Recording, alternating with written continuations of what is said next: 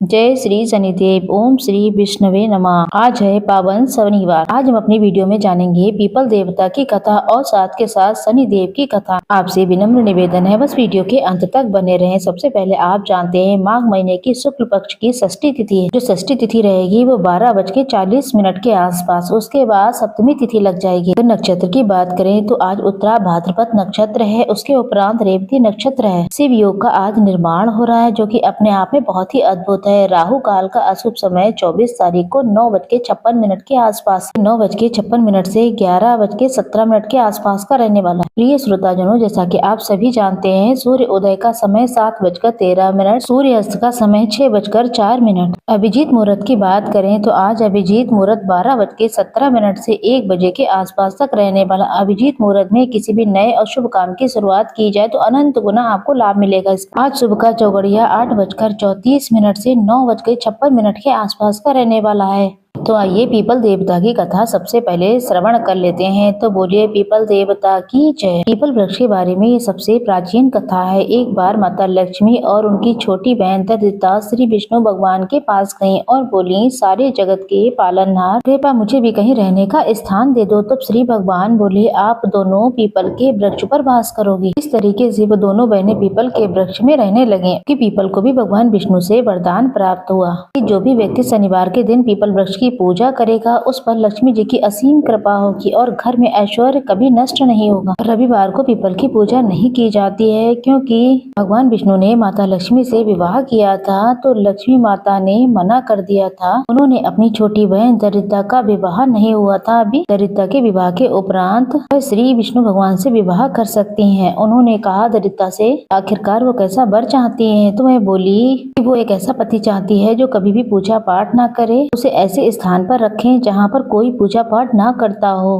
तब विष्णु भगवान उनके लिए ऋषि नामक वर को चुना और दोनों विवाह के बंधन में बंध गए। अब दरिद्रता की शर्त के अनुसार उन दोनों ने ऐसे स्थान पर वास करना था जहाँ पर कोई भी धर्म कर्म ना होता हो। ऋषि उनके लिए मन भावन स्थान ढूंढने के लिए निकल पड़े, लेकिन उन्हें कहीं भी ऐसा स्थान नहीं मिला। दरिद्रता उनकी प्रतीक्षा में विलाप करने लगी और यहाँ श्री विष्णु भगवान से पुनः लक्ष्मी जी के सामने विवाह का प्रस्ताव रखा। तो लक्ष्मी जी बोली, जब तक मेरी बहन की गृहस्थी नहीं बचती मैं विवाह नहीं करूंगी। पर ऐसा कोई स्थान नहीं है जहाँ पर कोई धर्म कार्य ना होता हो। उन्होंने अपने निवास स्थान पीपल को एक रविवार के दिन उनके परिवार को उनको सौंप दिया। हर रविवार को पीपल के नीचे देवताओं का वास न होकर केवल दरिद्रता का वास होता है, अतः इस दिन पीपल की पूजा वर्जित मानी जाती है। इस लोक विश्वास के आधार पर लोग पूजा पाठ करते हैं और पीपल के वृक्ष को काटने से आज भी डरते हैं। इसलिए साथ में ये भी बताया गया यदि पीपल के वृक्ष को काटना छांटना बहुत ही आवश्यक हो तो रविवार को ही उसे काटना चाहिए। तो बोलिए पीपल देवता की जय। एक ब्राह्मण थे जो हर रोज पीपल में जल चढ़ाया करते थे। पीपल में से लड़की कहती थी, पिताजी मैं तेरे साथ चलूंगी। ब्राह्मण सुबह शाम सोचता रहता था और सूखने लगा।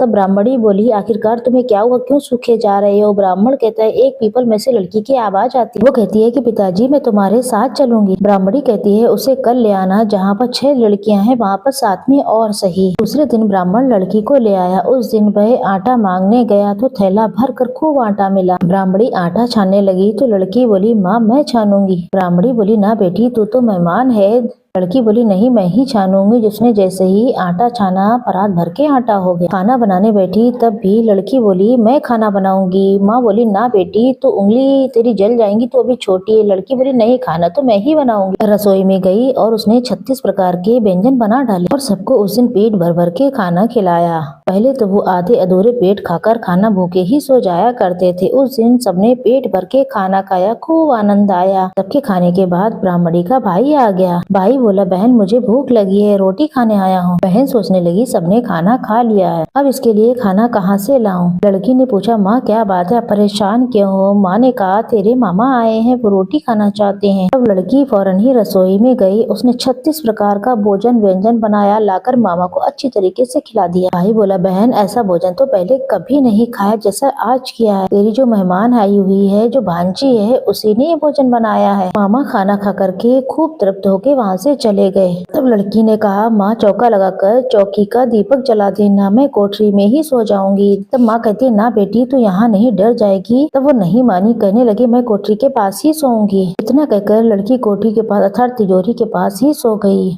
आधी रात को उठी, चारों तरफ उसने नजर घुमाई और चारों तरफ धन ही धन हो गया। लड़की जब जाने लगी, बाहर एक बूढ़ा ब्राह्मण सो रहा था। ब्राह्मण बोला, तो बेटी कहाँ जा रही है? वह बोली, मैं तो लक्ष्मी माता हूँ, इनकी 6 बेटी है, इनकी दरिद्रता दूर करने आई थी। तुम्हें भी अगर अपनी दरिद्रता दूर करवानी है तो तुरंत करवा लो। उस लड़की रूपी लक्ष्मी ने उस ब्राह्मण के घर के आसपास देखा तो सारा धन ही धन हो गया। सुबह उठते ही सभी लोग लक्ष्मी माता को ढूंढने लगे। बूढ़ा ब्राह्मण आकर बोला, अरे वो लड़की जो थी वो कोई सामान्य लड़की नहीं थी, वो तो साक्षात माता लक्ष्मी ही है, जो हमारे साथ दुख दूर करने के लिए आई थी। और हमेशा वो पीपल में से वही कहा करती थी, मैं तेरी दरिद्रता दूर कर दूंगी। जैसे माता लक्ष्मी तुमने जैसे उस ब्राह्मण को पीपल सींचने, दीपक लगाने का सुंदर परिणाम दिया, दरिद्रता दूर की उनकी, वैसे ही सभी के घर का दुख दूर, कलेश और हमेशा धन की कमी को दूर कर देना। बोलिए लक्ष्मी नारायण भगवान की जय।